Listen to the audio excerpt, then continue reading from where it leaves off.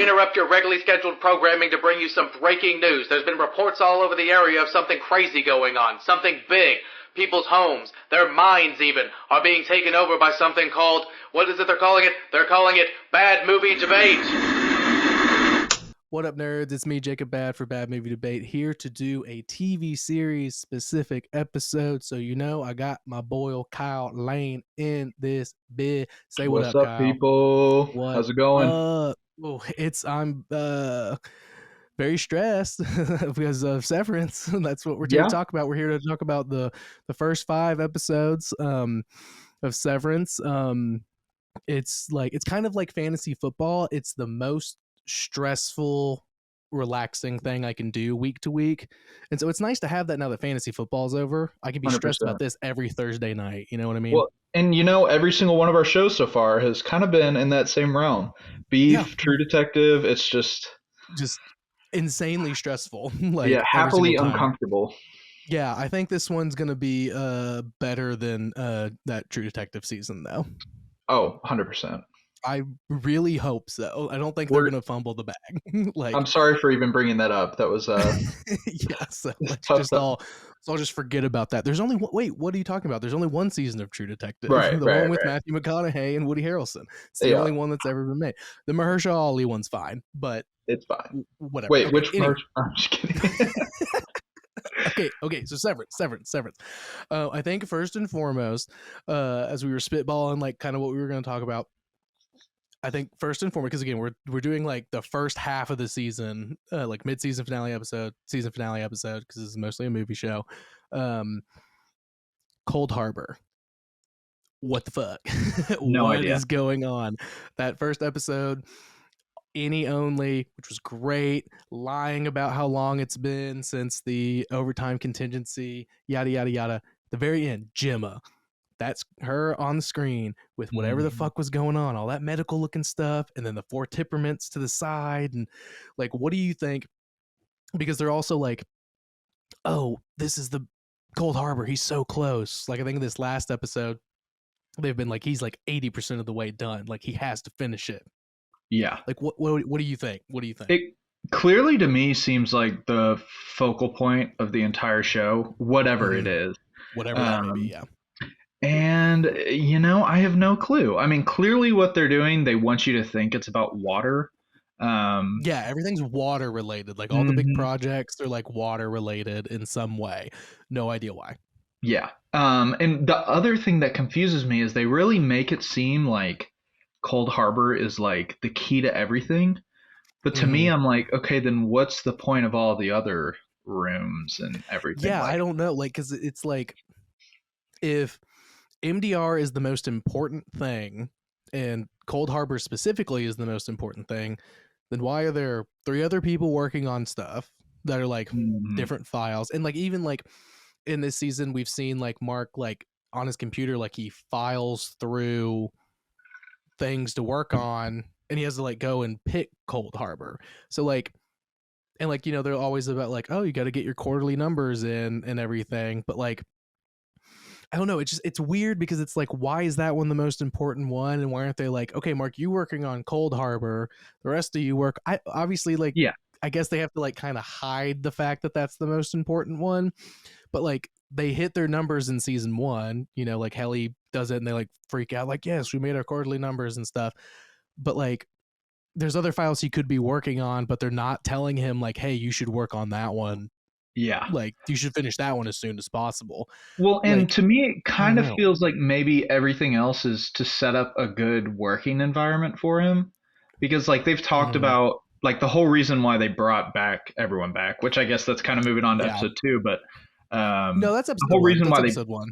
Oh, it is? Okay. Yeah, because that's when the 3 random people are there, the dude for international dude, and then what's her name? Maybe, and then the older dude and stuff, and which I thought was hilarious, that whole thing. But he demands everybody back. That's episode 1, yeah. So maybe it's just setting up an environment to where Mark feels the most comfortable. And I mean, that's the only thing I could think of. But it's also why is Mark the only one who can work on it and everything like that? It could have something to do with his wife, maybe. But yeah, definitely.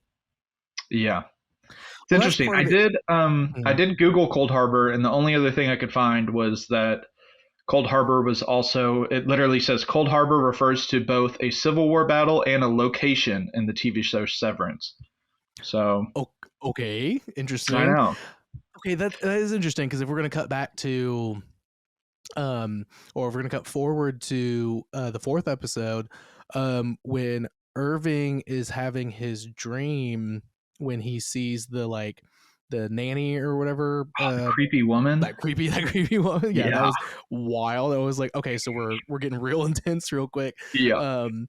But like his computer, the file he's working on is Montauk, which is like a whole Mm, conspiracy, like being tested, like people like the government doing tests on people kind of thing. Because the Montauk experiment, that conspiracy is what kind of inspired Stranger Things. When they first pitched it, it was called like the uh, Montauk experiment, and there was this stuff where like there was like the upside down, like all of those elements were there, but it was inspired heavily by that. So it's right. like, so Cold Harbor, you said it was a civil war of some kind. Yeah, it seems like it was a one of the more significant battles occurring in the Civil War. Okay, so yeah, so that's like two like government related things that you can tie to, Hmm. because like I don't know what any of the other projects that anybody's working on is called, but like Yeah. that's super interesting. But I do think his is, I don't know, it's weird because it's like they're all doing the same thing seemingly to the end goal, but his is the most important. But Gemma is obviously directly related to the Cold Harbor thing. Right. So somehow that's super significant. I don't know. I wish I had better answers, but I don't, Same. Yeah. about what that is. It's definitely a mystery, and there's definitely theories that we'll get into, I'm sure. But Oh, for sure.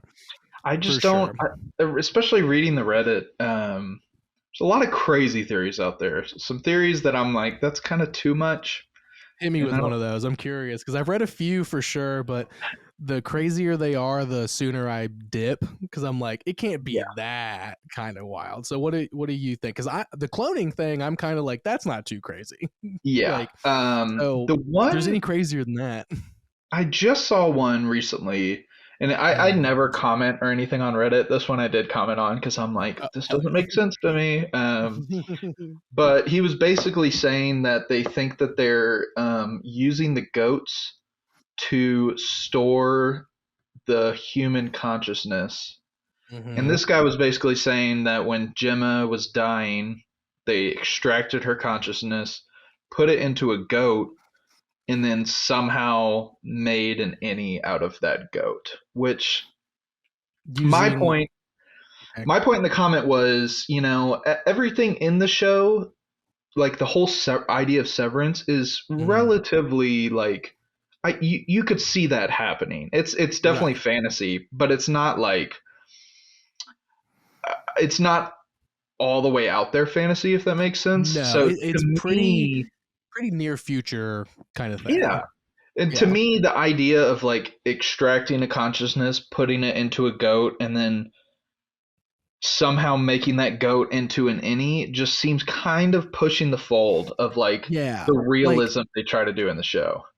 so why, yeah, with that, because it's like, so if you can take a consciousness and put it somewhere else, like I guess like what that person is thinking is like, you take a consciousness, you upload it, and like usually what we've ever seen is like, yeah, you upload it into like a computer program, right? Like, Right, and stuff. Like maybe in this world, the world of Severance, you have to upload it into something organic. So it's like, right. so goats make sense because that's the first thing that was ever successfully cloned. I think it's like Dolly the goat or something in like the 90s or Mm, somewhere around there. And so it's like, yes, yeah, so like obviously goat makes the most sense. So it's like, yeah, you can transfer a consciousness, but it has to be to um another organic thing, like with the actual brain instead of like a computer.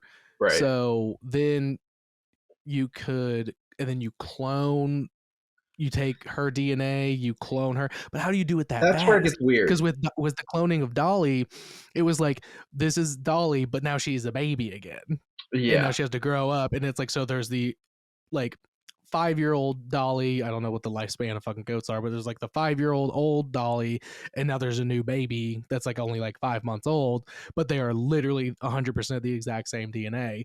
So I'm Yeah. like, so how do you fast track that to be like, okay, and now this is Gemma or Miss Casey, who is the like on-site therapist or whatever, or counselor and stuff. Well, Like, and that was yeah, I don't know.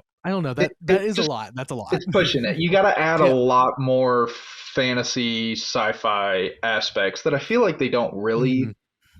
do. I mean, it is pretty Yeah. fantastical to split your brain, but Oh, of course. Yeah. I mean, this is hard sci-fi. There's no doubt about it. But I yeah, would say it's more near. It's very, this whole thing is like very Black Mirror. Like it's yeah, very, very akin to Black Mirror, like a really extended Black Mirror kind of a thing. It's also hmm, very Twin Peaks like vibes and stuff definitely. too, I would say. So like, so obviously there's just weird shit going on, and like, I don't know, like, if you know Twin Peaks, you know exactly what I mean. I know you've seen Twin Hmm. Peaks, so you know Oh yeah, exactly what I mean. Like, it's very obvious. Like, yeah, these are connected in that kind of a way. yeah. Um, yeah, I don't know about that, man. I don't know if they're uploading consciousness into little baby goats and then Uh-uh. extracting them again to put them into a immediately perfect replica Clone. clone, like Yeah, of because that's my whole somebody thing. who To was have, dying. I think the root of his theory was that Mhm. they talked about a lot throughout the season, especially around Irving's like funeral. They talk about he's not dead, he's just not here. Yeah. So this Mhm. guy was kind of theorizing that your outie could die, but your innie could stay alive, which to me doesn't make any Okay. sense. I mean, I mean, I get where he's coming from. I think it's a lot still, but I like yeah, can kind of understand that logic, if that yeah, makes sense. because to me, I'm like an innie has to have an outie body to Yeah. be a person, I guess. So Yeah. But I mean, again, like if you are taking a consciousness and making it into two, so why couldn't you put that consciousness somewhere else? I would think it'd be into a clone. right, And then like, so I think like one of my big things is I think the ultimate end goal of everything is like making a perfect, because everything's about the four temperaments. The four temperaments, woe and everything else. I can't remember exactly what they are. But everything's about the four temperaments. And like when you look at what they're working on, you can see across the screen there's four blocks that they put everything, and that's like mm, the woe and this and that and this and stuff. So like they're categorizing those things, and like they're finding the scary numbers, right? And so like you're supposed to tame the four temperaments. So you're taming this, they're scary because you need to tame them. So you put them into the respective box that they go. Like this is a woe thing, this is a whatever, this is a whatever, and you put them in there. And then I think the end goal is there is a cloning aspect to it. I feel like the goats, there's just no way there's not some kind of a right, cloning thing. I feel like it's just so like it has to be. I would love to be shocked that it was something else, but I feel like it just has to be clone related. But it's like you take that person that like, so you take Gemma, you tame her four temperaments, and then you release, and then like the outie or the innie is like now can be in the world, and now you have like a Kier devoted, perfectly tempered person, and it's like a not like a mind control kind of a thing, but just like a like honestly like a super religious thing. It's like you can send somebody out in the world who's completely indoctrinated and has their fort into the Kier mindset and right, stuff, and so you have a world full of devout Kier people by taming the four temperaments through stuff like Cold Harbor and stuff like that, and like that's what they're yeah, working on. And then all the other departments are working on the cloning or like the PR and stuff, right. and like Well, and making that like was this is we're doing good stuff, this is going to help the world in their right. eye. Yeah. So, and that's kind of one of my loose theories is it's sort of on that same realm of being Mm, like almost like what's it called? Eugenics, I think it's yes. called. Yeah, So yeah, yeah, yeah, it's sort of around that realm to where they're yeah, trying to make like exactly. a Hmm. perfect society, but Yeah. Exactly. Because the whole Kier thing is so religious. It is Yeah. so religious. Like, obviously, there's a lot to say. This show says a lot about like, kind of like capitalism and like the labor force, and like, there's a lot of stuff to obviously be said about that. But there is so much religious things like kind of happening and stuff. And like, I mean, we were both raised Catholic, so Right. like, I was rewatching the first season. I was like, man, maybe I wasn't paying attention or I was ignoring it. But there's a lot of like religious stuff going on in here that I'm remembering from Yeah. 12 years of Catholic school. Like, and the vibe I'm getting, I'm like, this is so religious indoctrination kind of vibes Uh-huh. and stuff. Well, So and like, there was even I think it's a big part of it. the whole thing in season 1, right before they do the I can't remember what the contingency's called, but Oh, the right, overtime contingency. yeah, the overtime Mm. contingency. Right before that, when forgetting his name, but he has his little waffle party inside of Kier's house or Oh, Dylan. whatever. There's Mhm. like, I feel like I recall a scene to where he has like a whip or something, almost like Yeah, like a the self religious. self-flagellation kind of Yeah, thing. yeah. Hmm. So there's definitely Hmm. a lot of religious connotations all throughout, I feel Yeah, like. and then what really tripped it for me, going back and rewatching to get prepared for this new season, was Irving, just how intensely he quotes the handbook, Yeah, the like 4 different subsections of hand, or like the full volume, 4 different volumes of the full work of that is the handbook. It's when he quotes it, there's stuff that's as simple as like, he gets mad at Mark because Mark replaces the photos early and he's supposed to wait until hmm, they get the new photo of Helly and then replace the old ones with Petey instead of taking them off immediately and then having no pictures of the entire MDR like crew. And he prints it out and he's like, see, it says right there. But then later and in other times, Irving quotes it and it's like deep philosophical, like parable type sayings that Kier has woven in there. So it's yeah, like, so this is how you work in the office, this is how we run things, but then also like, here's like the Good Samaritan, like parable. Here's the castle built on, or the house built on sand parable, and like stuff like that is woven in there. And I started, was like, that's pretty religious. But then Irving, near the end of it, when they're having the party, some kind of, not the Defiant Jazz party, which is incredible. oh yeah, But it's just so good. Um, but Irving takes something like a cupcake or like some kind of food, and he takes one of the books out because they have it sitting there, and he like smashes it into it and like uh-huh, puts it back. And it's like, okay, and I took that, I was like, he's losing his religion, he's losing his faith in Kier. And that's because like around that time, that's when he's like, let's fucking blow this place up, let's right, fucking do this shit and everything. And I'm like, and like, I just, for some reason I didn't get that the first time, but like this time it was just seemed so much more obvious. So there's some yeah, like religious kind of thing going on with like what Kier is trying to do, um, for sure. And I think there's something really interesting. We're just gonna cut straight to Woe's Hollow, the 4th episode, oh yeah, um, because so obviously it was obvious to you that that was Helena the entire time, right? yeah. Like, Which let's just to talk about that me, real quick. yeah, it's so. I honestly want to say that I didn't notice it until I looked at Reddit, but once I Hmm. saw it, I was like, Hmm. yeah, Yeah. yeah, The first episode didn't really trip for me at first. I'm kind of the same way, but like after I saw some people being like, one, they were like, a night gardener. yeah. What the fuck is a night gardener? Which Like, it cracks me that up don't because make any sense.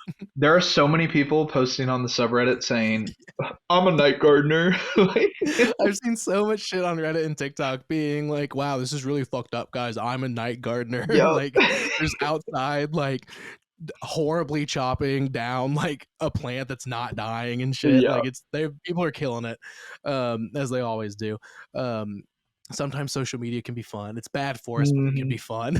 um, yeah, but but someone, the like more like intelligent thing was, someone was like, she says that she was just sitting in a boring apartment not doing any like anything. And it's like everything about that apartment would have been absolutely fascinating.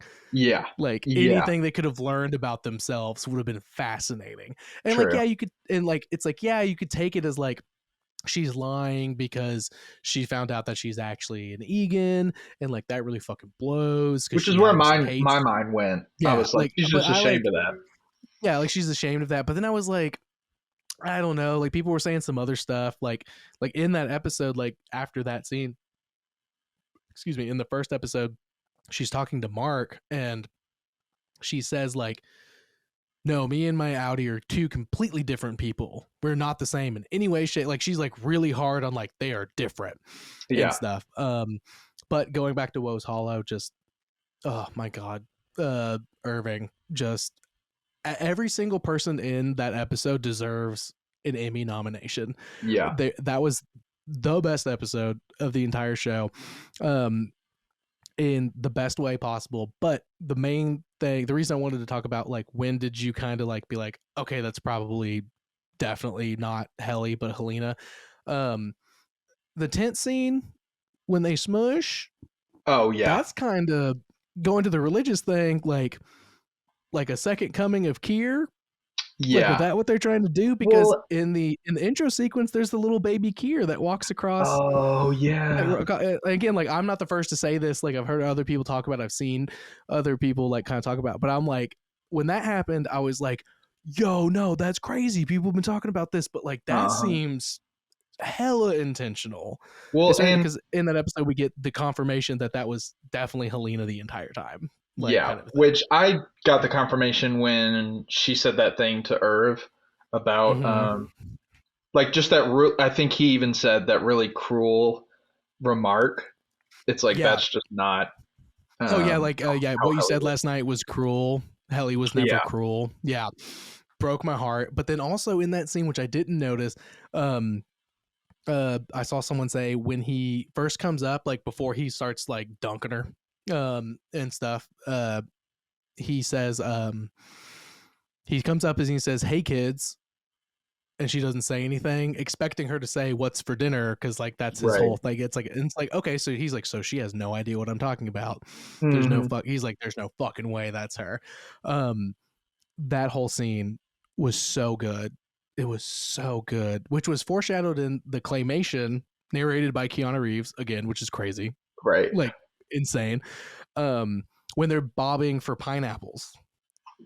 It specifically shows the claymation Helly like dipping down, and like we get that same shot when it's actually happening and stuff, which I thought was beautiful and such a good foreshadowing kind of a thing. You know, that goes back to one of the things I had a big question about was how when Helly gets her body back, I guess you could say, when the innie gets back to being an innie, she says something to Mark about they know everything we're doing, everything we've done has been like planned out and known. So that's another one of those cases to where it kind of feels like maybe they plan to get Irving out. Maybe. I don't know why though, because they did. I mean, the bobbing for the pineapple thing, like that's directly what happened. Yeah, that's literally like it's literally like the shot is almost identical. You know what I mean? Like as if like probably what they did was they shot the Woe's Hollow scene, and then when they were going to make the claymation, they were like referencing that shot. They were like, okay, that's the final shot for that one. Right. And like, okay, now make it again, but in claymation, basically. But I don't know. Here's the craziest thing about. So I think we gotta talk about Irving, a little bit. So that was not the face of a man who was about to die. That little smirk. No. When he's like fucking, when Milkshake's like, kill this fucking dude, like he's done for after what he just did. That's the smirk of a man who has a plan, and this is a part of it. Well, and you want to know my theory? Yes, I don't have any idea what is going on with Irving. I know he was former military, maybe part of the Montauk experiment. Maybe he was involved with that. Maybe he was like, and like, but I feel like he got that job so he could infiltrate and he could do his thing. Maybe he's reintegrated. I don't know, but he has a fucking plan. Yeah. So my theory is that he is reintegrating and has been since season 1. And the reason why I say that is you start to see, at least in my eyes, especially in this last episode, how kind of cold Mark is. And some people are thinking that's part of the reintegration, him becoming one with his innie, kind of starting to form. Yeah, because I think that innie and outie are kind of like, the outie Mark's kind of cold, innie Mark's very pleasant. Yeah. Right. I get what you're saying, yeah. And I think that season 1, when Irving starts to have his falling asleep or like his little visions of the painting. Oh, yeah. Yeah. That's the reintegration starting to take place. Which is also why he goes from being that devoted Keir follower to slowly being like the biggest rebel in the office. And being like, this is complete bullshit in every single way. Yeah, no, that totally makes sense. Because like I saw somebody, or maybe I heard it on that podcast I was telling you about, Severance Speaks. It's Ben Stiller's favorite podcast. Go listen to it. They're really good. It's very, they do a really good job over there. And they do week to week. We're only doing 2 episodes. They're doing it week to week. So definitely check them out. I highly recommend. First of all. Second of all, I think maybe they were the ones that said it, but like the innies go to sleep when they're on the Ortbow. Yeah.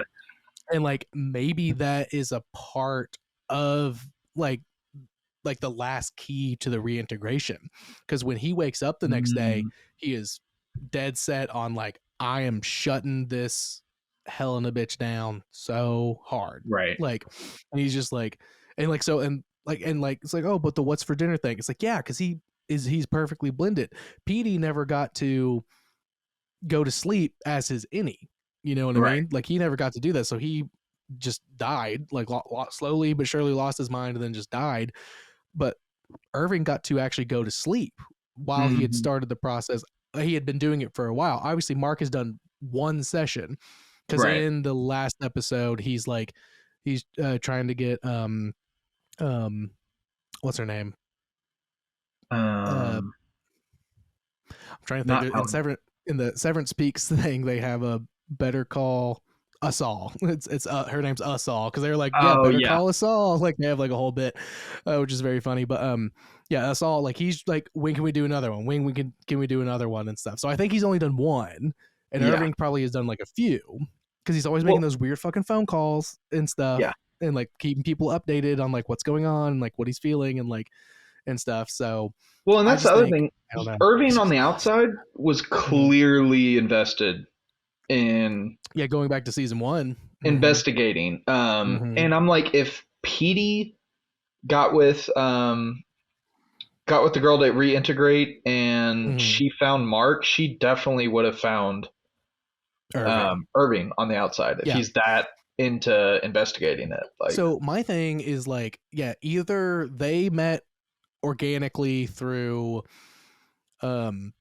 just trying to find like maybe Irving had some kind of vendetta against the whole thing because it was too close to home, being a part, like being subjugated to the Montauk thing or everything. Again, if that holds any weight, let's just say it does. And like maybe like they just like they were like running in the same anti-Severance, anti-Lumen circles and they met, or Petey and Asal met, and then Petey was like, oh yeah, Mark and Irving, like he said, like, oh, these are the 3 people that I know and stuff. And like she went out to them and then like they started, and he was like, oh yeah, I fucking hate that shit. Let's burn it down. Like, and stuff like that. You know what I mean? Yeah. Like, so either way, I feel like there's just no way that they're not related in their goals. And they've definitely been together working on this. Even if he's not reintegrated, I think he's definitely a part of the anti-Lumen, anti-Severance movement. Yeah, he's definitely going to the concerts in the alley. Yeah, dude. Hey, that shit was dope, dude. Like, that shit was dope as hell. I love that. That was awesome. Yeah, I was pretty sick. Yeah, I was pretty sick. But yeah, just that episode 4, man. Just like I'm looking at, it's up on IMDb, 9.1, 9.1 out of 10. Like, yeah, Well, and my like favorite part of that episode absolutely. is here it is, the biggest waterfall on planet Earth. That shit was so funny, dude. Also, Milkshake, his all white fit, he was Fresh, just serving in fresh. that fit, dude. It was ridiculous, dude. He popped up and I was like, damn, look Yeah, at this man, dude. I saw so many thirst trap TikToks after that episode, and I'm like, okay, I'm looking for like theories and talk and stuff. yeah, And it was yeah. just like thirst trap, just like look how amazing he looks. And it was like, yeah, he absolutely is serving in this. Um, which is, yeah, but here it is, the tallest waterfall on the Yeah. planet. Just had me dying that Which, entire speaking of time. him, I just before I got on here, I saw what he looks like in real life, Yeah, and apparently a lot of times he does not have a mustache. which is crazy. It's scary looking. It's just not. It's not right. It's It's he not needs right. that mustache. Yeah, right. I could totally see that. Like his mustache, it's so perfect too. I mean, don't get me Yeah, wrong, we're both rocking pretty decent stashes right but now, he's got but the thickness. he's got, yeah, It's combed. It's just nice. it's just perfect. Okay, yeah, because I mean, Milchek doesn't do anything half-assed. You know, like No. he is crisp. Every single once he stopped wearing his little short sleeve and tie kind of vibe. Now that he's like Uh, in charge of the severed floor and stuff, he's been serving with all of his outfits. To yeah. be honest, he's looked He so went good from the entire like time. SpongeBob to like James Bond. Yeah, exactly. Like over like in just a few days, not 5 months, just a few days, Yeah, like yeah. easily, which is amazing.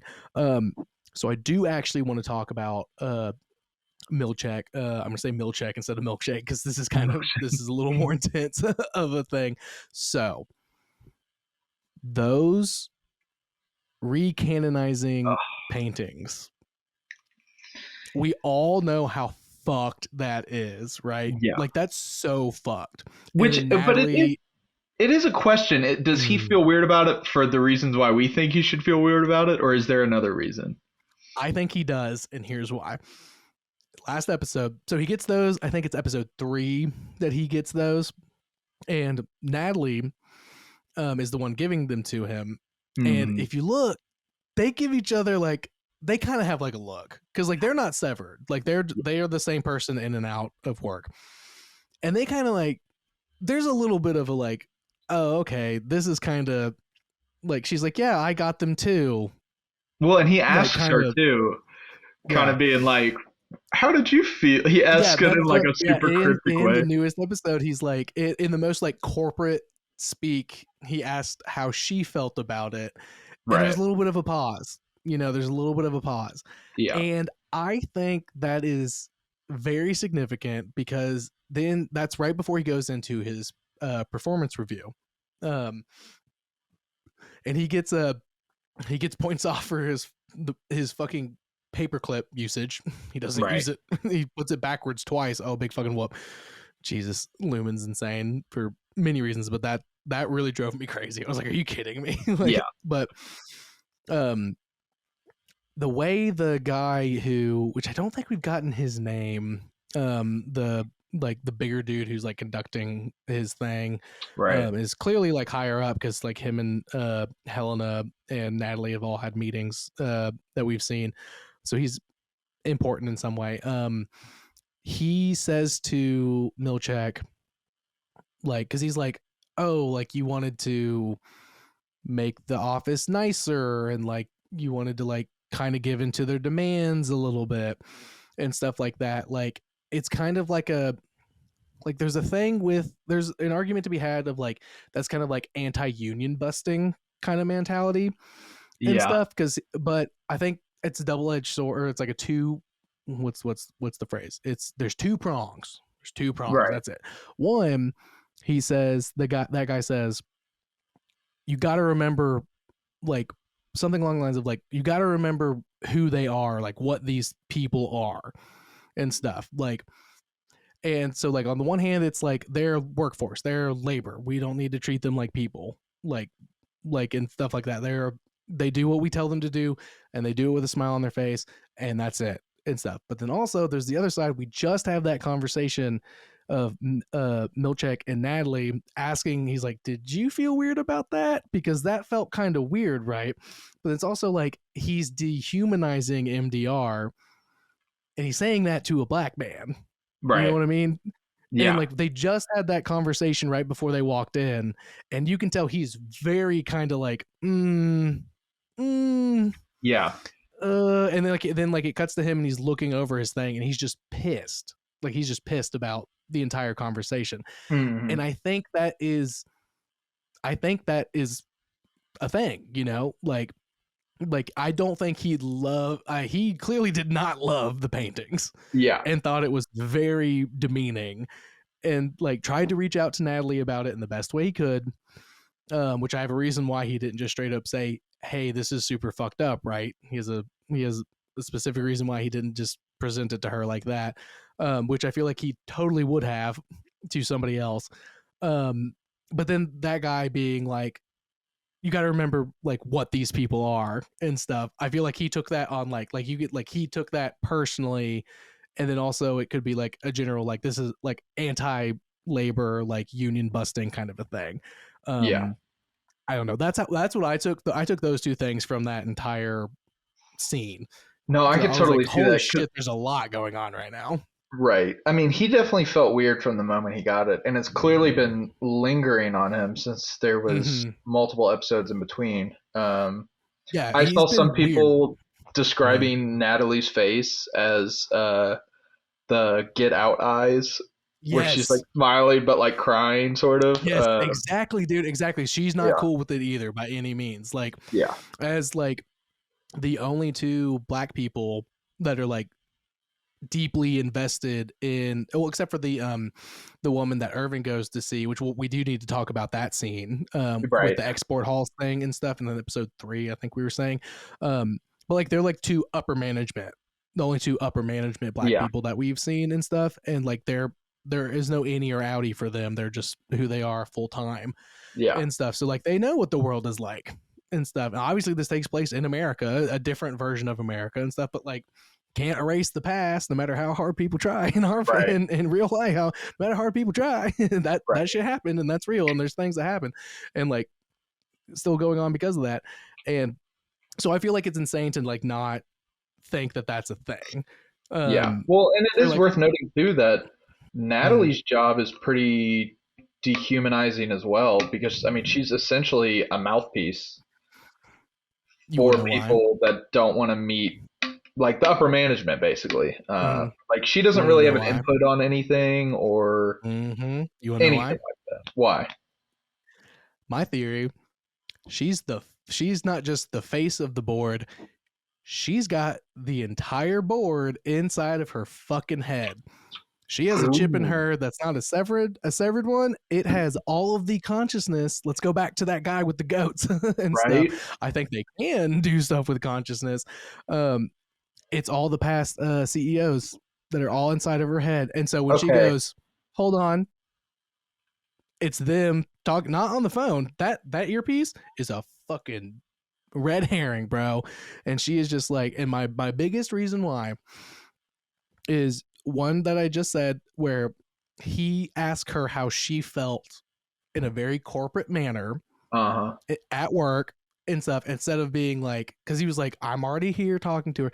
If he really wanted to ask her, he could have been like, hey, we should go get drinks and like hang out and stuff. And he could have asked her in a public setting away from work without her earpiece in and been like, hey, that was super fucking weird, right? Like, I felt weird. You seem to have felt weird. We should talk about that. And like that whole thing. But he doesn't. He says it's super corporate-y. She's got her earpiece in. She's always connected to the board. But the biggest thing is that scene with Cobell at the end of season or episode 3, where she's talking to Helena and Cobell is like, I want to speak to the board directly. And Helena goes, okay, let's see if we can make that happen. And she calls Natalie and says, hey, can we meet with the board right now? Why would Helena, the daughter of the CEO, next in line to be the CEO, have to call Natalie, who is clearly some kind of pawn in some shape? Why would she have to call her to be like, can we meet with the board?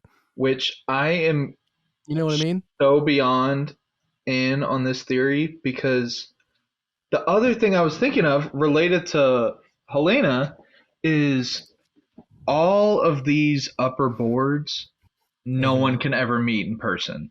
Nope. Yet Helena, the daughter, soon to be like owner of the entire company, meets them in person.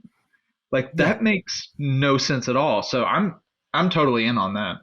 Yeah. Again, I don't know if that was I want to say that was an original thought, but maybe some other people. I think I saw like something on Reddit or a TikTok where somebody was like, "Why does Helena have to call the Yeah. Natalie to talk to the board and stuff?" And like, again, maybe there were it was in the comments, but I saw that and I might just brain jump to it. So I don't want to claim that as an original thought. I'm sure other people have thought that too, but I'm full in on that theory because of that. I'm like, that's Yeah. insane. Like, why would she have to? I also think it's interesting when going back to like the consciousness thing. Um, her father calls Helena a fetid moppet, which I I had think seen I do when he goes remember into the that, but I don't bathroom know what after that the is. when he goes back into the thing, he calls her in like the overtime contingency ends. I think it's in the second episode when we see the Audi falling out of Uh-huh. the overtime contingency, and he walks into the bathroom as she's kind of like freshening up after whoever, I think it's Milkshake, he tackles her off the stage because she's like, I'm an innie.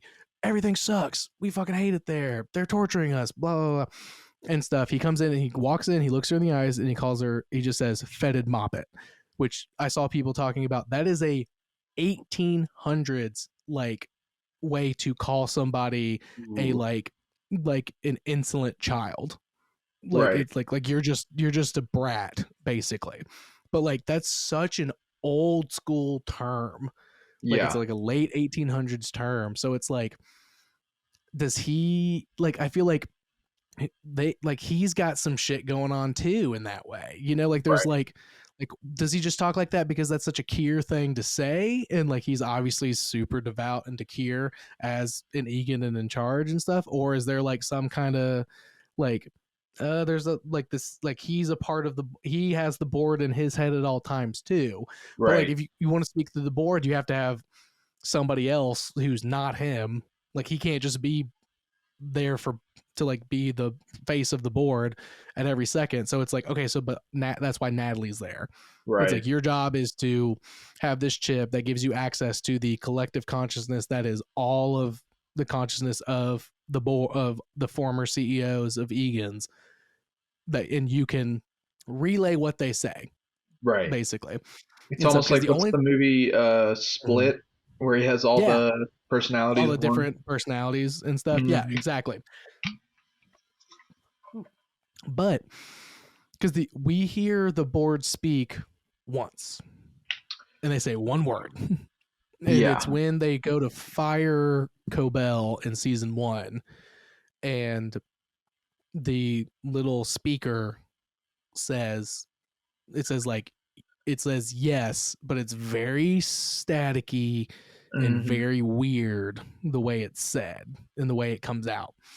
And so it's like, so like, yeah, so okay, there is a way that they can like, I don't know. It's like, I don't want to say it sounds like maybe if you go back and listen to it, it sounds like a lot of people talking at once plus Uh-huh. static kind of a thing.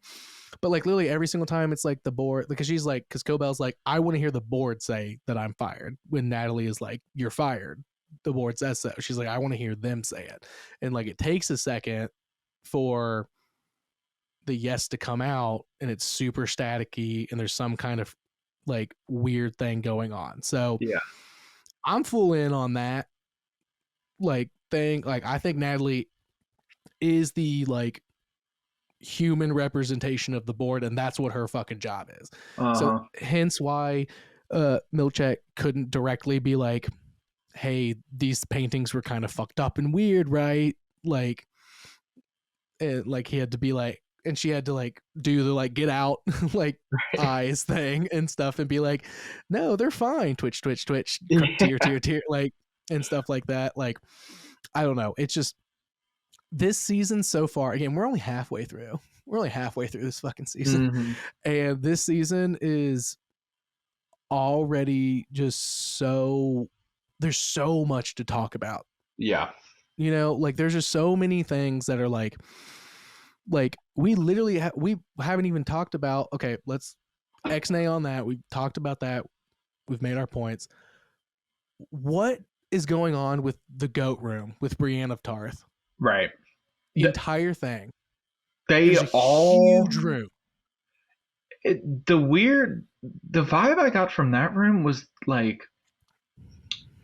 they all seemed incredibly, I don't even know what the word is. Like they gave me the vibes of people who have never interacted with people before, if you know what I Right. mean by that. Like almost like 100%. intellectually stunted. Yeah.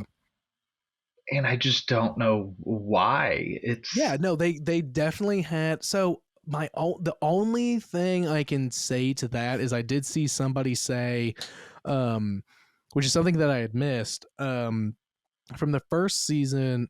Bert said so.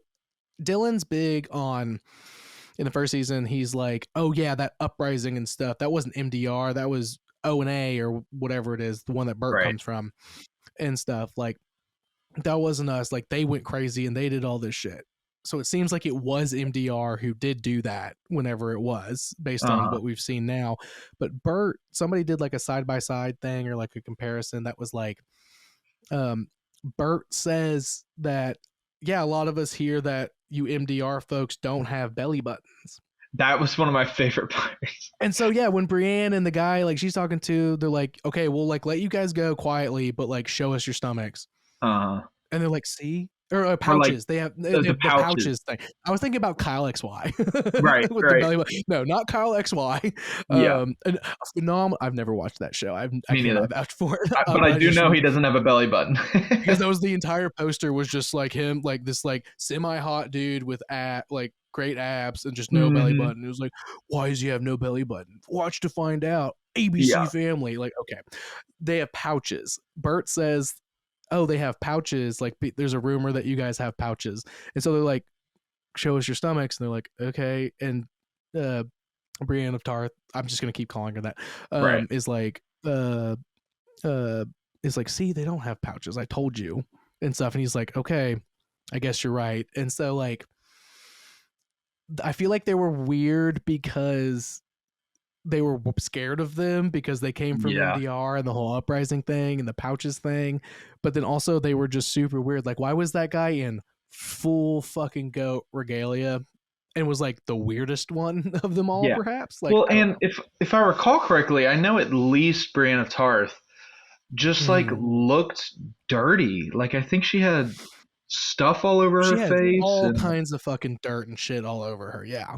So it kind of gave me the vibe that they're like permanent innies that like don't leave, and that's why they're kind of a little bit cuckoo and that's fair. Yeah, just kind of strange.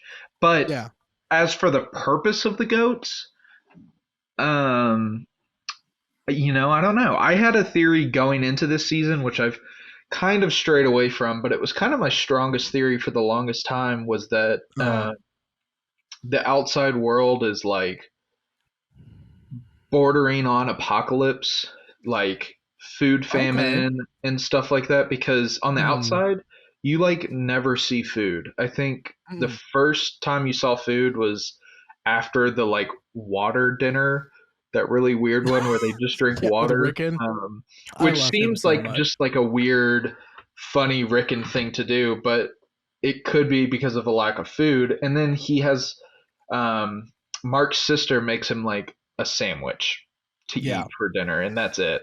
Outside of that, the only thing in food you see is when Mark gets like the VIP card to a diner, which is like a weird present. Yeah, wow. Like, okay, yeah. And then I think I also talked to you before about how on the inside they have these melon parties or waffle parties, and it seems like such a huge deal, It's a and maybe huge deal. maybe Yeah. it like actually is. Hmm. So to that level, I'm kind of thinking maybe they're cloning goats to be like a permanent food source. Yeah. But I don't know. And then that also could go to why they're studying like water things like Cold Harbor, and I think a lot of Yeah. the files are water based. Yeah. A lot of the files like or have some kind of like water related thing in like the title is Yeah. like what as far as we've seen and So it stuff. could be Like like clean water sources or something interesting. like that. I don't know. Just the Yeah. outside, even like the like punk show. We were talking about how cool it is, but like really like even edgy kids don't get Mm-hmm. that edgy. Like it kind of seems Mm-hmm.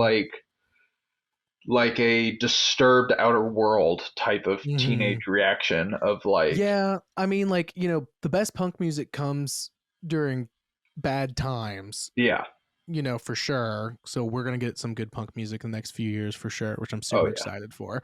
Um, but I'm trying to think like so he goes out to Mark goes out to dinner in the first season with that's the right. doula, But I don't his think we sister's see him doula. eat is the We thing. only ever see him drink. Yeah, We see Mark drinking and like at the time, it's like yeah, like he's just plowing down on the drinks and like she's sipping water or like slowly sipping her cocktail or whatever it is, but we don't ever see any food come.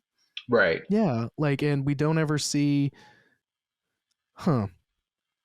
That's really interesting. I had not noticed the lack of food because in this season he goes to the diner with his sister and they just very quickly and they have coffee, Yeah. which again you could attribute to he storms out before the food they order food, but you still don't see anybody else eating. That's No. super weird. Well, and the whole reading party, like I don't know. I like to think there Yeah. would be like hors d'oeuvres or something, but Yeah, if there are, they're very minimal and they're not yeah. like you don't really see them. Yeah, Rickon's yeah. Oh, So did you no, I read still need to. dude, it's like an hour long if you listen to it. It's free. It's so good. For anybody who doesn't know, Apple released the first 8 chapters of the UUR read by the actor who plays Rickon, and it is hilarious, but So also there's some fun little nuggets in there.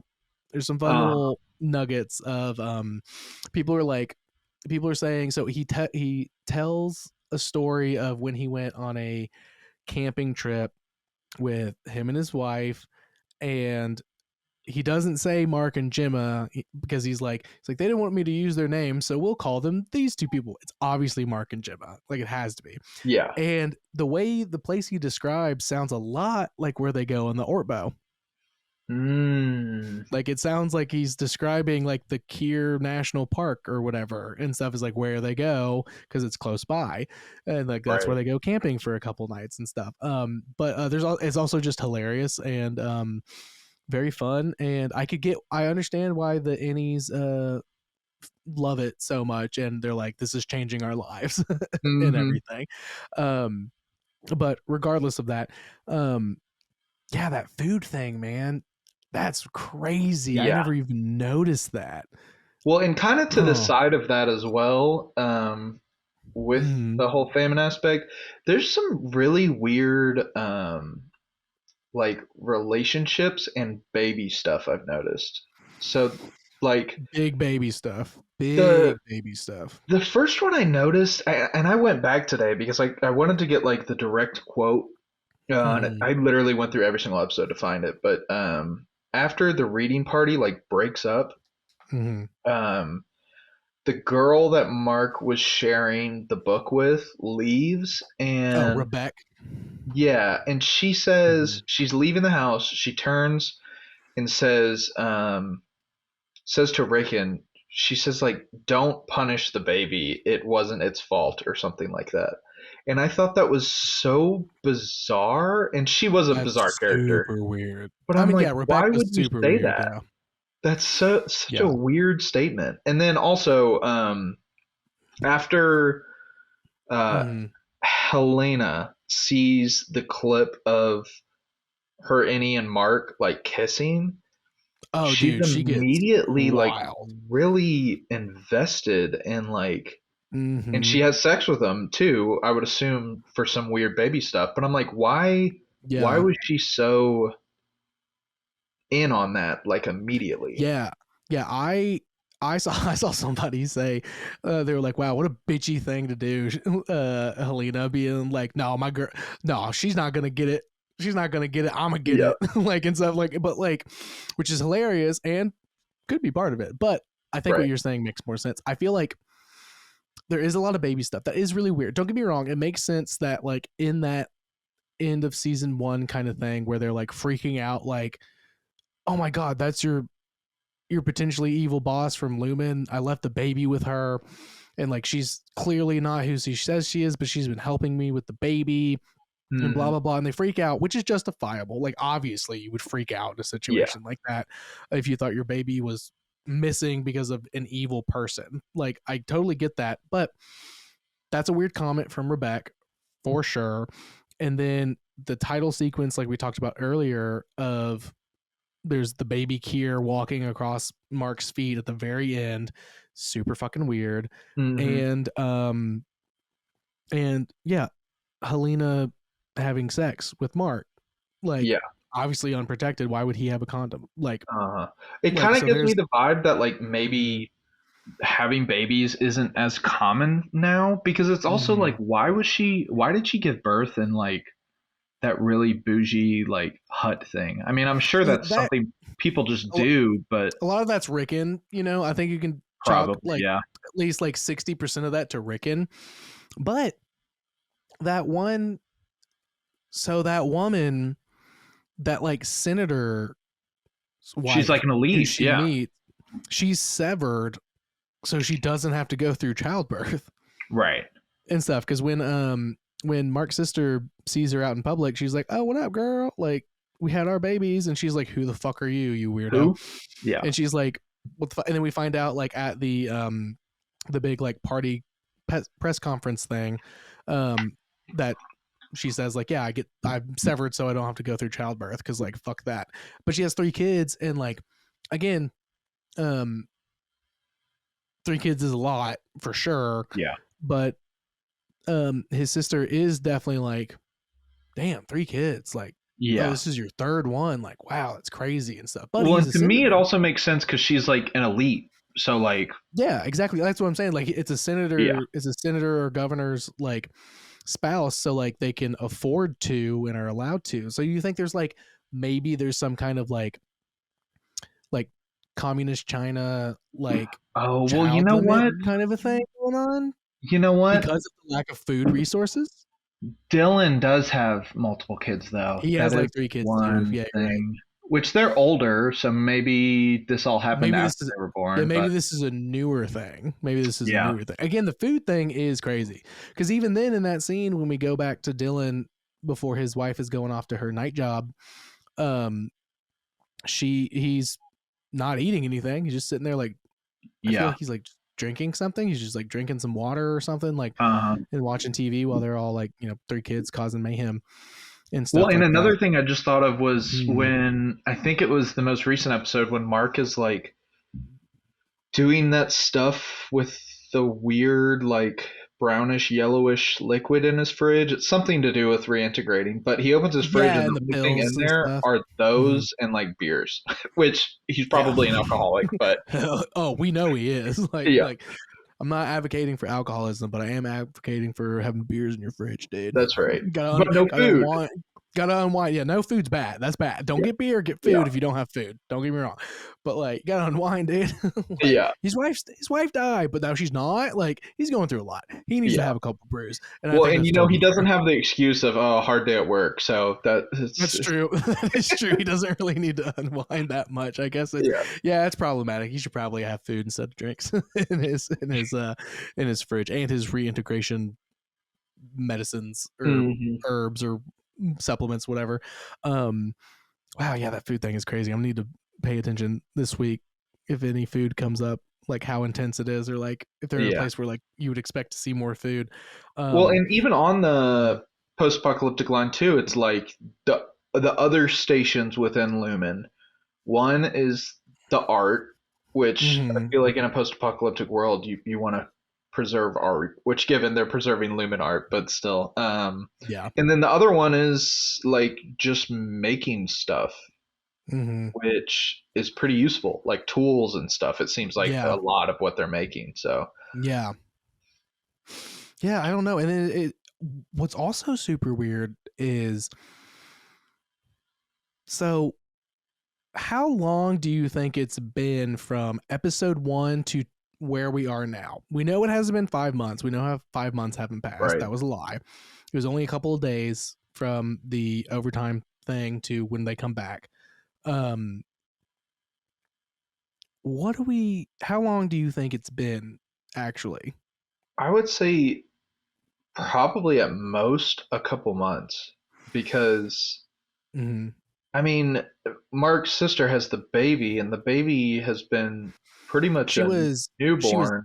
8 months pregnant Okay. when it started, like give or take. She was about to have that baby was coming in the next few weeks, any Right. day when it first came out, because we get that's like halfway through the first season is when the baby comes, Yeah. and the baby is still very much a newborn now. But the reason I ask is because it is everything has been cold and covered in snow the Uh-huh. entire run of the show. Yeah, Now, that's obviously, true. if it had been 5 months, it wouldn't the snow would have been gone. Yeah.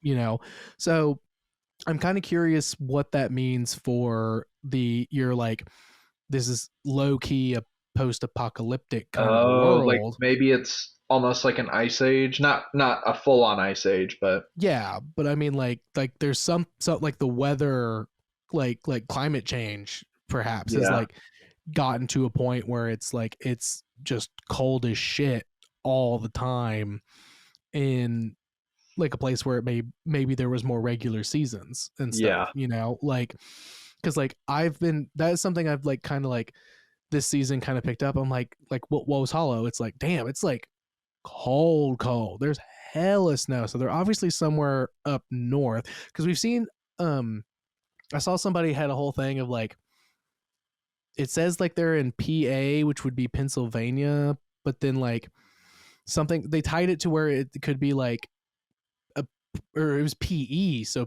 Pennsylvania, it could be province of Egan, Oh, not yeah. like and stuff, like it could be like they own like an entire part of the country, like kind of a thing. Yeah. Because like I mean, as far as I'm concerned, we're clearly in like the continental United States is Uh, where this is taking place. Um, but like, there's not always snow everywhere, no. and like, but Even in this cold places entire, even in in the cold United places, States. yeah, even like, I mean, Austin and I went to Maine in June and it was like 50 degrees one day and we both had to buy sweatshirts because we were like, what the fuck? Why is it so fucking cold? It's Yeah. June.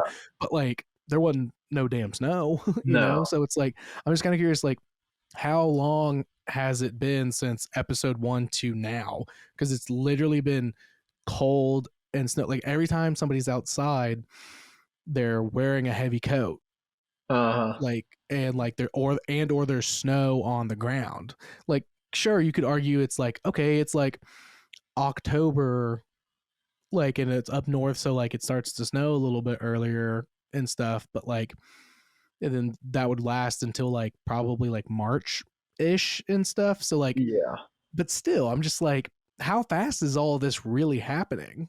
You know what Yeah, I I mean, mean? it's Like, definitely been less than 6 months, I would say, which is, definitely less than 6 months, which in certain places it can be that cold for that long, sure, and like have that much snowfall for that long, yeah. sure.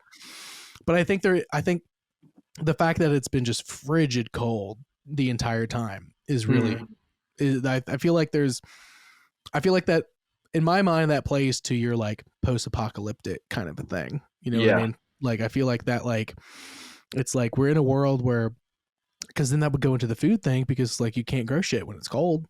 Uh-uh. You can't grow Yeah. food when it's cold like that and stuff. So damn, fuck, man, I don't know.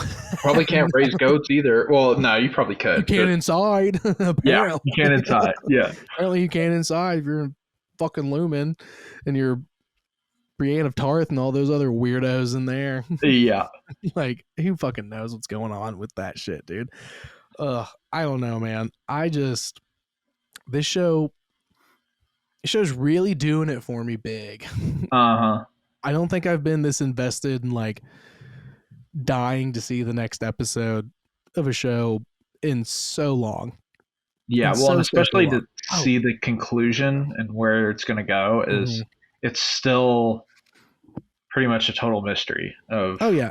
what's Uh, going Spoiler alert: the last episode of this season, according to IMDb, is called Cold Harbor. on. Oh, Ooh. So we're so going to find out. we're gonna find something now. Oh, I did see something the other day.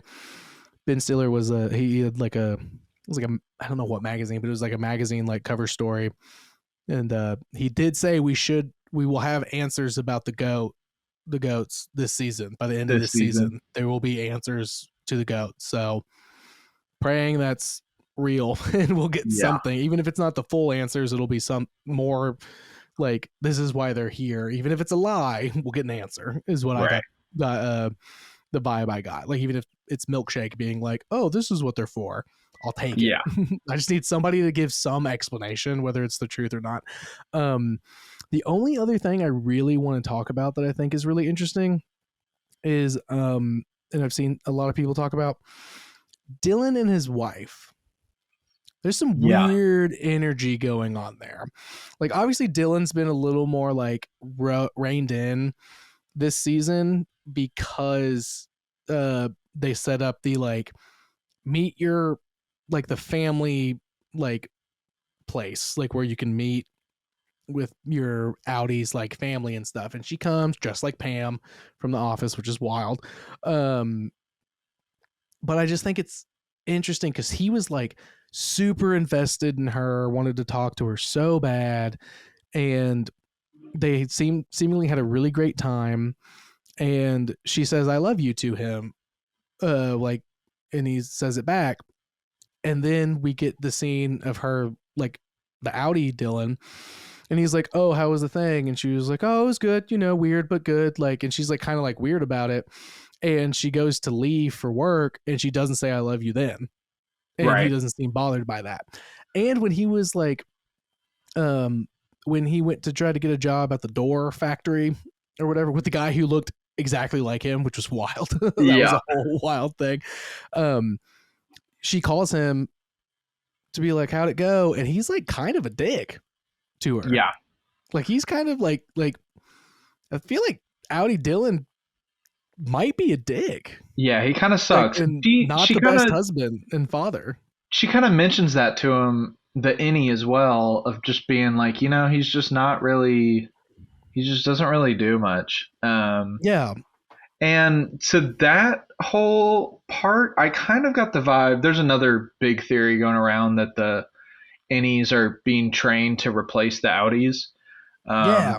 And that was kind of the vibe I got, was that she kind of preferred the Audi. Sorry, Tony. Yeah. That she kind of preferred the innie over Audi. Yeah. Yeah, because he was like so invested and like wanted to know everything about her, and it was like probably giving her like reminiscent of like when they first started like dating and Right. stuff, kind of energy. And like now they like have multiple kids. He's had a hard time in the past keeping jobs. They like is Mhm. mentioned and stuff, and like Lumen was good because it pays really well and everything, so it was like good for their family. And he didn't seem to like hate his job because he didn't remember it and Right. everything like that. So I don't know, I just thought that was a weird thing It for was definitely sure. strange because Like a weird energy from how she was talking and interacting with the any version of Dylan to the Audi version, because it was like right. very seemed cold, rushed, no like, okay, I'm going to work, love you, like see you later and stuff, like, and everything, just like, okay, I'm leaving, bye. And he's like, all right, whatever. Yeah. Like, okay, oh, how was the thing? She's like, oh, it was weird but it was good. Like, she felt like it's like, oh, like him more like than I like Right. you, kind of thing. Yeah, so I don't know, I thought that was super weird for sure. Which we had kind of discussed a little bit of that in our Waffle Party group chat, Yeah. about how it kind of seems like all the people that are inside their Mhm. Audis have some sort of issue, and maybe their innies are kind of fixing that issue. In some way, yeah. Yeah, in some way. So it Which could be some of that. they're Um, taming. They're there's taming just the so many four different ways temperance, dude. it can go. That would be They're so taming good. the four temperance, dude. Yeah, You exactly. tame those four temperance, and you're good, dude. That's Kier Hmm. shit right there, bro. Oh, yeah. And then, oh, can we talk about the just because it's so funny, um, the like Kier, the like mythology, like folktale story, during Woe's Hollow that Oh, Milkshake reads with the spilling of his lineage and but his stuff. penis gets like, oh yeah, they were talking about how So he was like he's like, oh jerking yeah, it.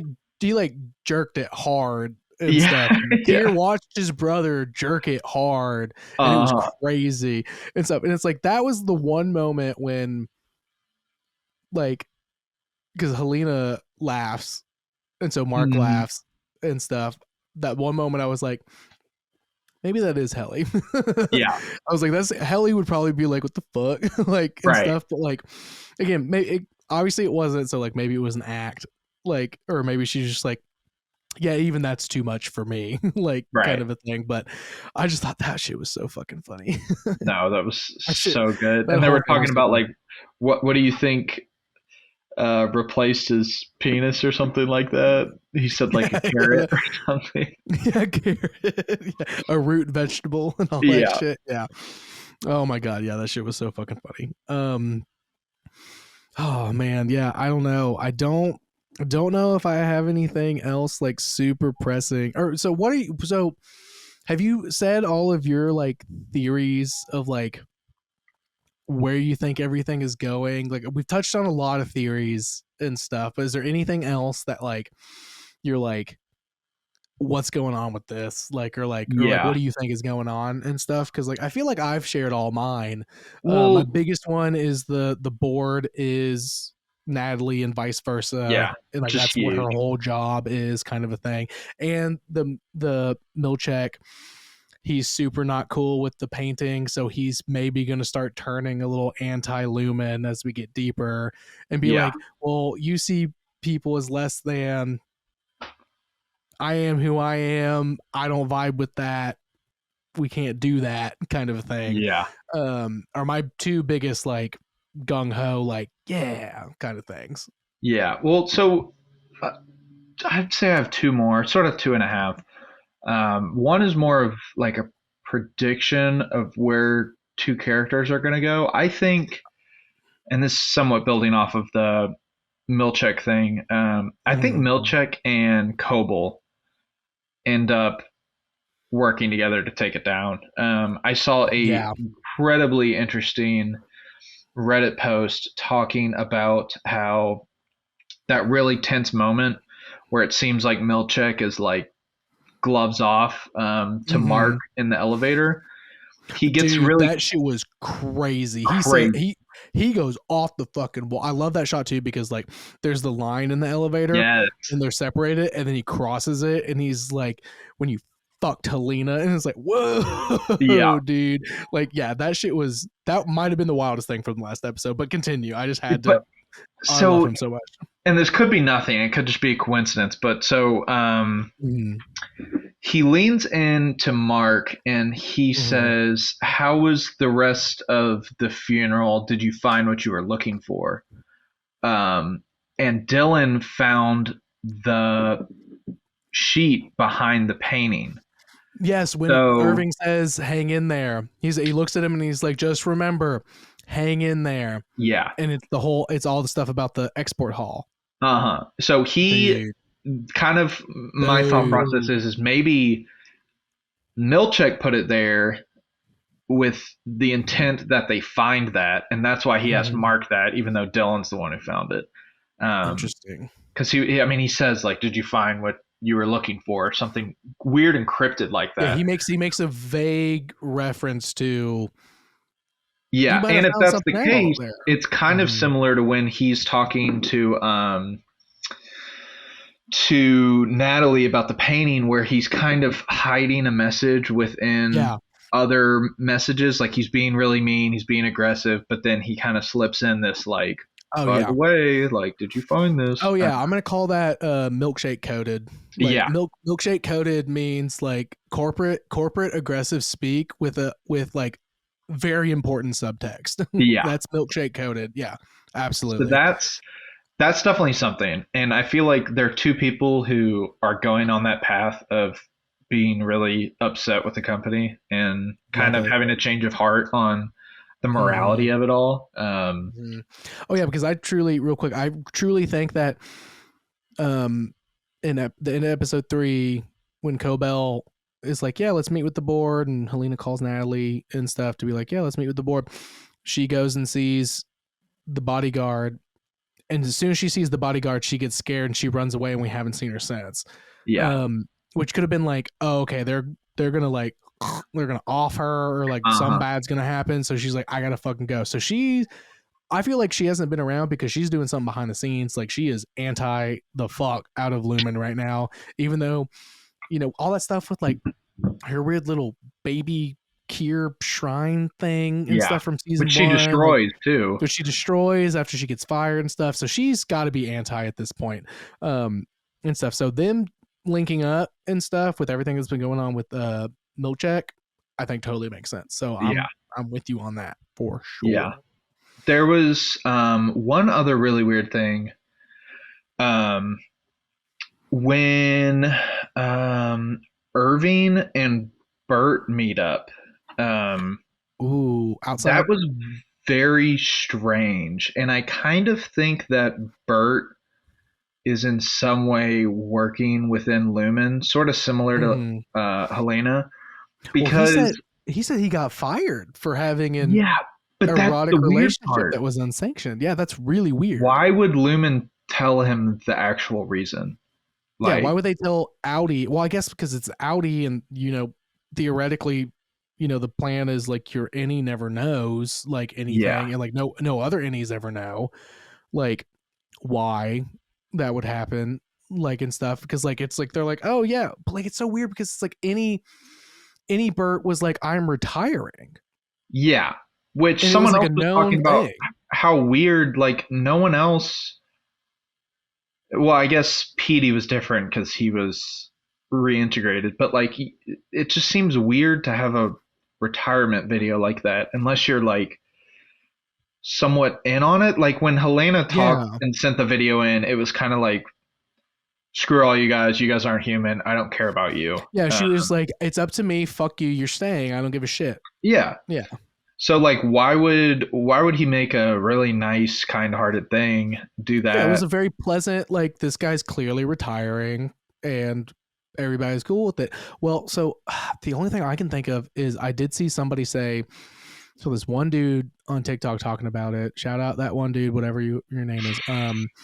He was like, so at the beginning of this episode, that dude who's whistling and he goes and gets Yeah, the tools the with, dentist or and it whatever. goes to the yeah, and it goes to the dentist tools. Yeah, definitely. Okay, I'm glad you saw that too. They were definitely dentist tools, right? Like, and he goes to the exports hall. We never see that guy's face, but Right. he was like, if you take like the shots of his body and stuff that we do see, and you put them next to Fields, who we see Bert's husband, that we see Oh, looks pretty similar.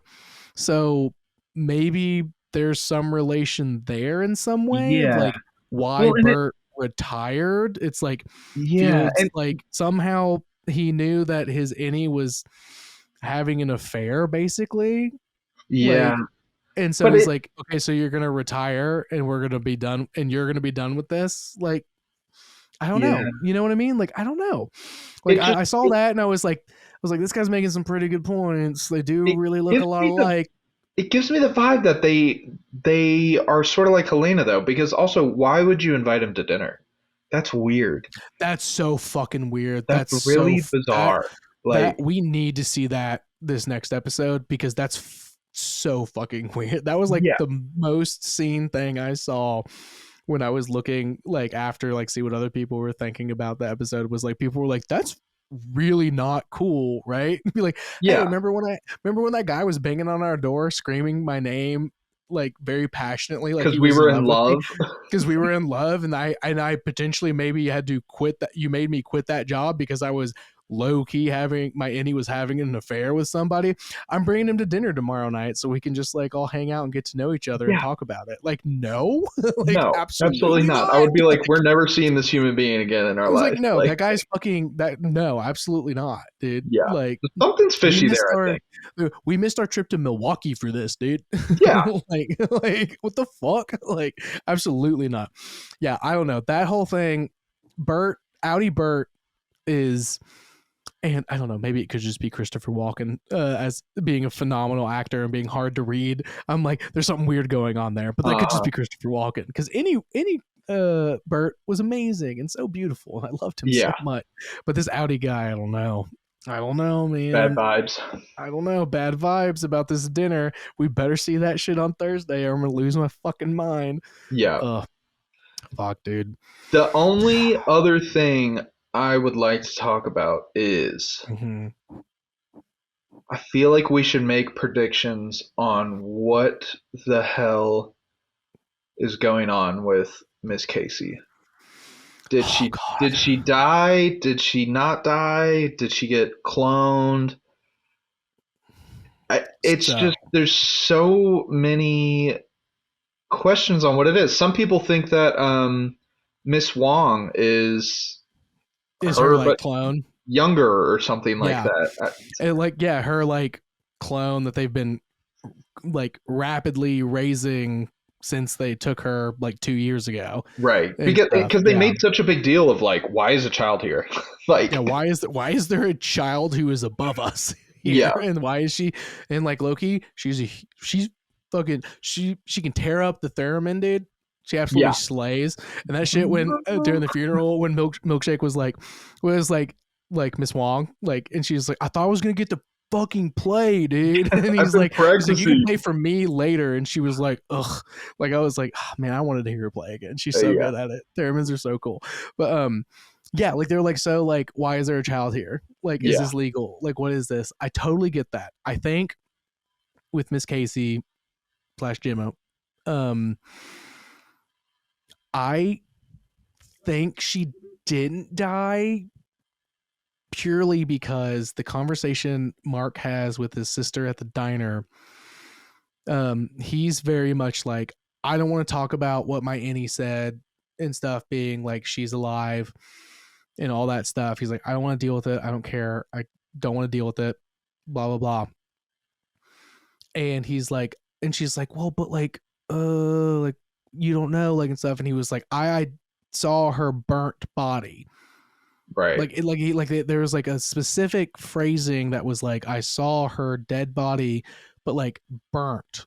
So it's like, well, Easy to how fake. sure could you? Yeah, exactly. Like it's easy to like, you know, like you're into true crime like a bit. Like people try to do that shit all the time. Yeah. Where they're Right. like, oh yeah, like and stuff, like and everything. Because like if he had said like the dental record, it was definitely her. But like Right.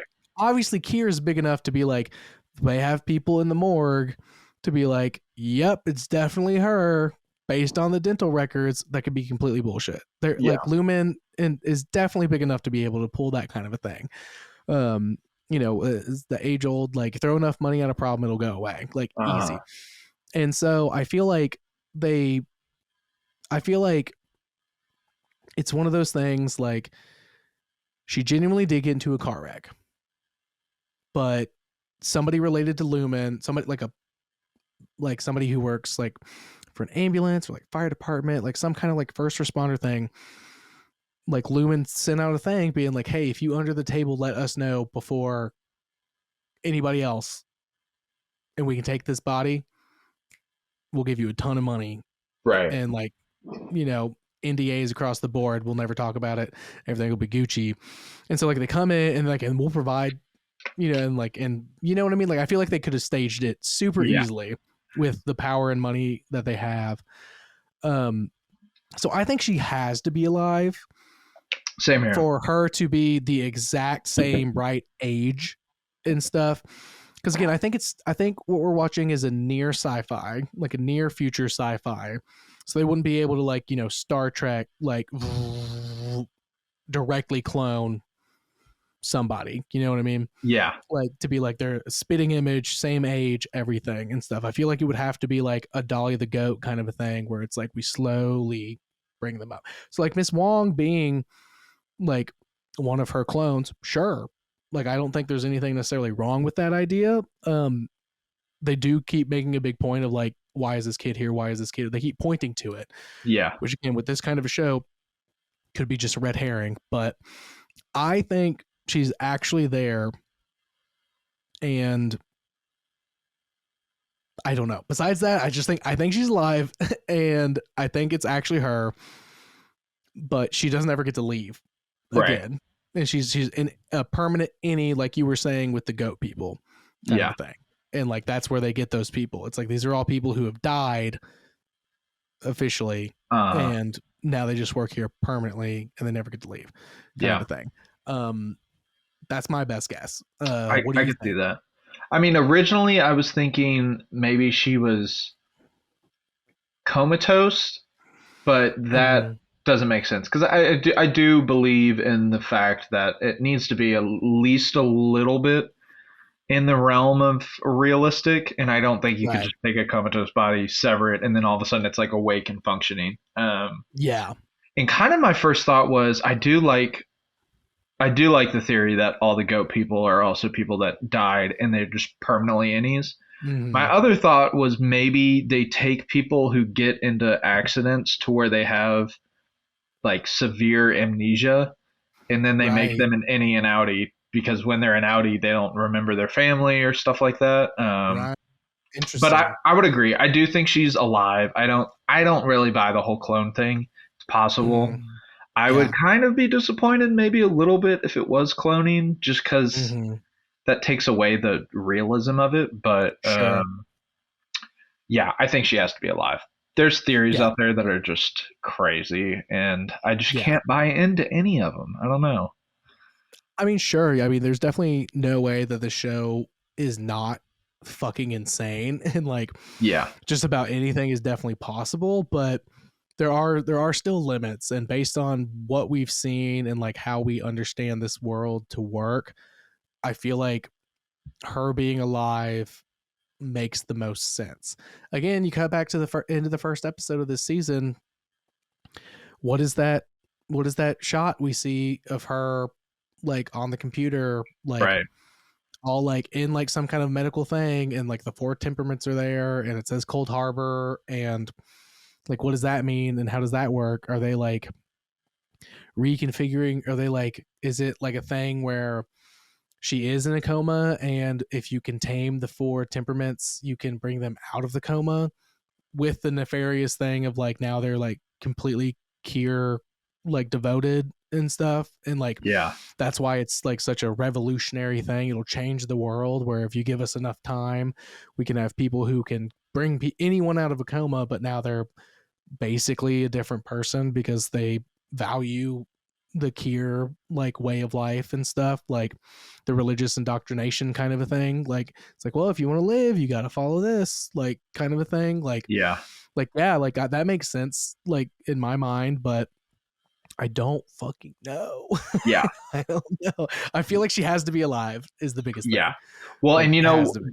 the end of the last season we see her as well at the very end of it. So I want to say she's going to come up more in the next couple episodes. But one Oh, other for interesting sure. thing I saw online about that last bit was it shows her face and she's doing the whole like your Audi is really good at Yeah. baseball or something like that. Yeah. But the two Yeah. things she says are like super.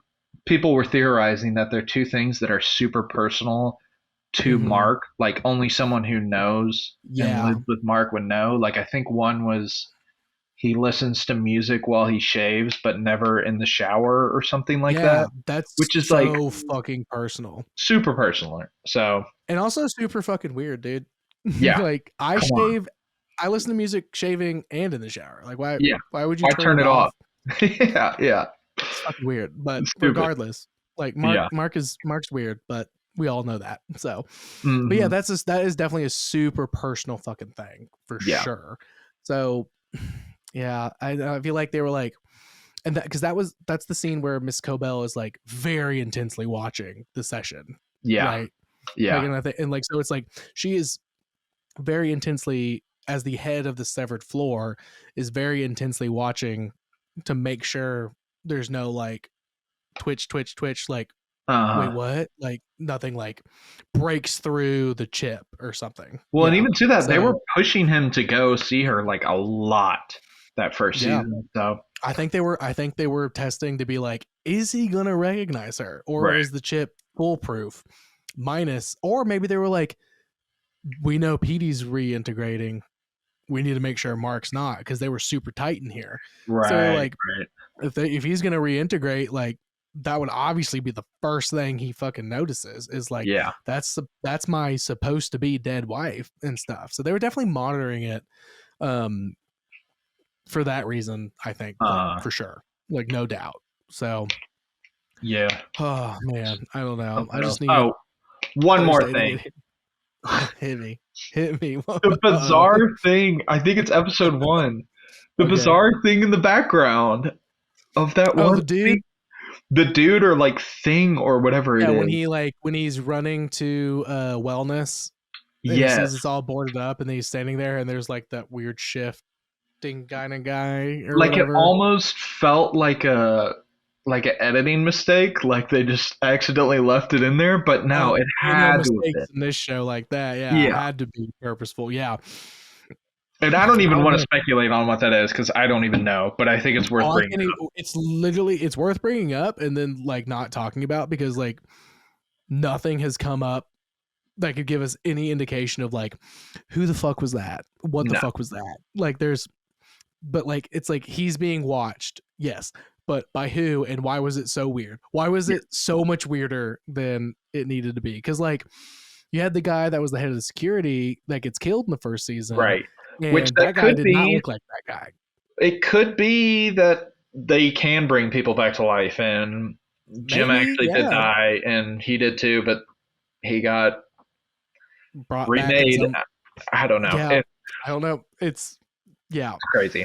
that's definitely something that out of all the questions, that's the only one we haven't gotten like any kind of any kind of like inkling towards an answer. It's just like there's some weird Yeah. fucking guy in the background, and we all saw it and we all freaked out, and it's just like Yeah. nothing and nothing since. So yeah, Mhm. definitely worth keeping an eye on that for sure. Oh god, oh god, Thursday needs to come I know. so fast. I'm so fucking excited.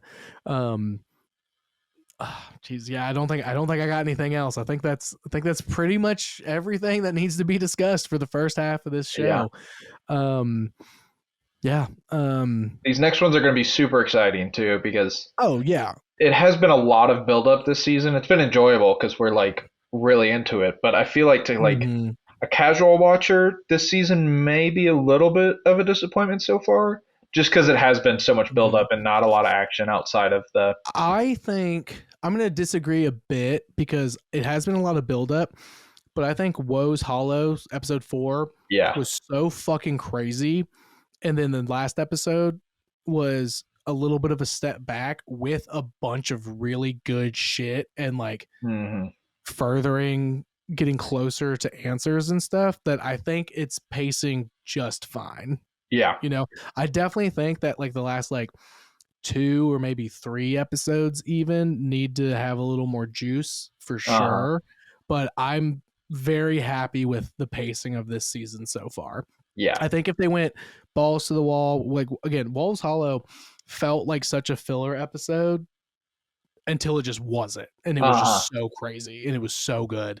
Um, and then the last episode, we like take a little step back, but here's a bunch of information and a Build up. bunch of Yeah. new threads and stuff like that that are like deepening threads and then like starting a couple new ones. And I just think I think it's just perfect. I think it's just Yeah. doing it so well right now. Like I'm really like I like Yellow Jackets just came out on Thanksgiving, first 2 episodes. And I'm really excited about that. And like, that's going to be great to watch because I really like that show too. And you should watch it. Everybody should watch it if you haven't. It's very good. But like, I'm much more looking forward to Thursday than Friday. Yeah. Like, I need Thursday here sooner than I need Friday to be here. Yeah. I need to see Severance more than I need to see Yellow Jackets. Even though they're both great, but like this one is just, there's just something about it that's just so fucking good. It's got a I love it feel so unlike much. any other show, I feel like. Like yeah, Twin Peaks, man. Yeah. It's got that kind of energy to it in a way that just Super like, refreshing.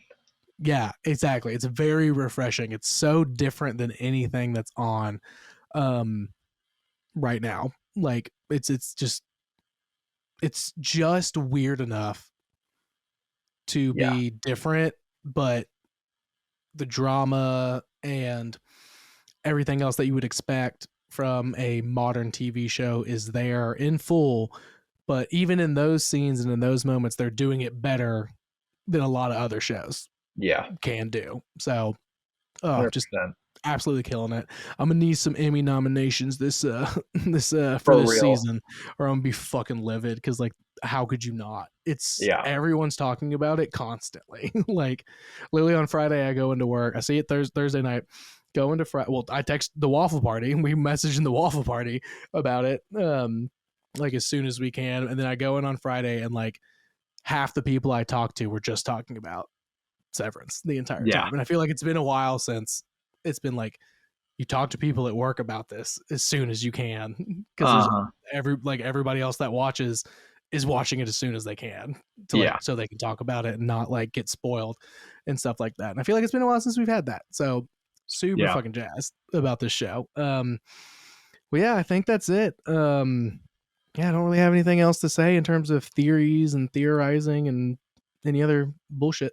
Yeah. Because nothing we say really matters because there's no way we could guess Mhm. what this is. Yeah. It'll be exciting Anything to else? check back in. Oh yeah, it'll be so exciting to check back in.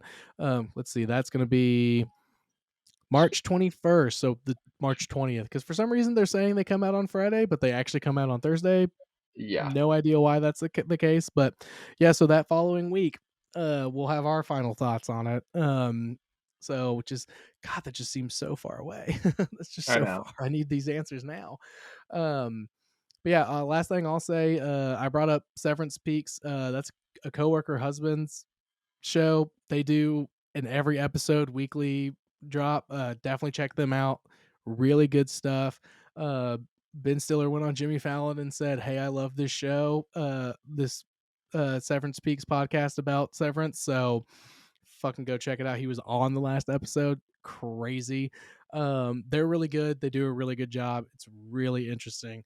You should Yeah. definitely I'm check gonna them need to out. check it out myself.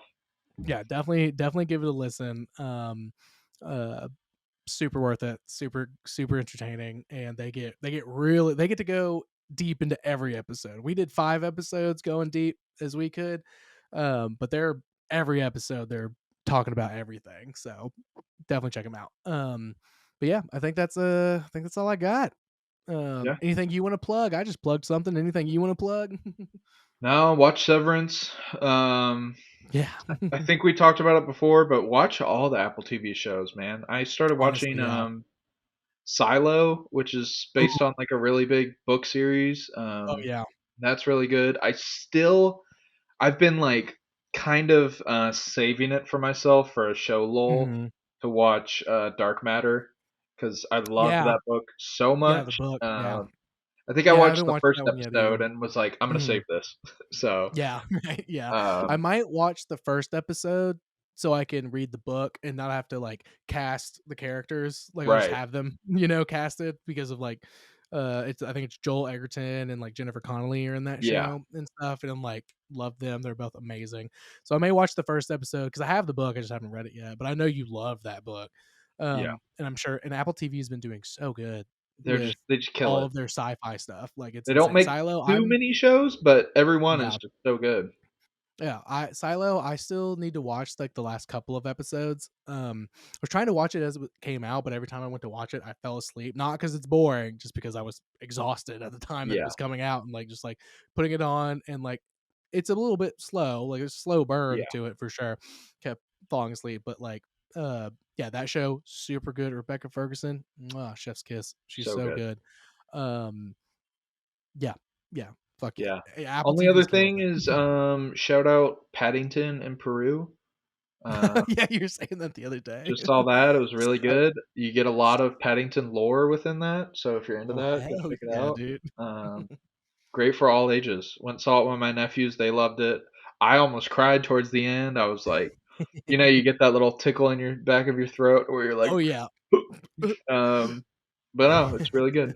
So Hell yeah! All right, so Paddington in Peru and anything on Apple TV yeah, is a yeah, plus.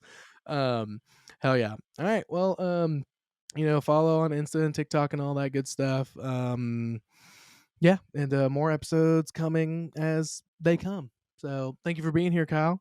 for sure. Anytime. We'll regroup for Severance, the end of Severance season 2, and hopefully we won't have to wait as long for season 3. I don't think that'll be a problem this time. There's no way. Yeah, There's no way we'll have to wait like 2 or 3 years. So it'll be fine.